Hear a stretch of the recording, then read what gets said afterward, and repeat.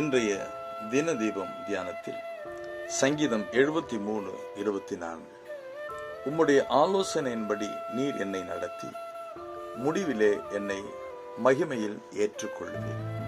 ஆங்கிலத்தில் NIV மொழிபெயர்ப்பு Psalms 73:24 You guide me with your counsel and afterward you will take me into glory.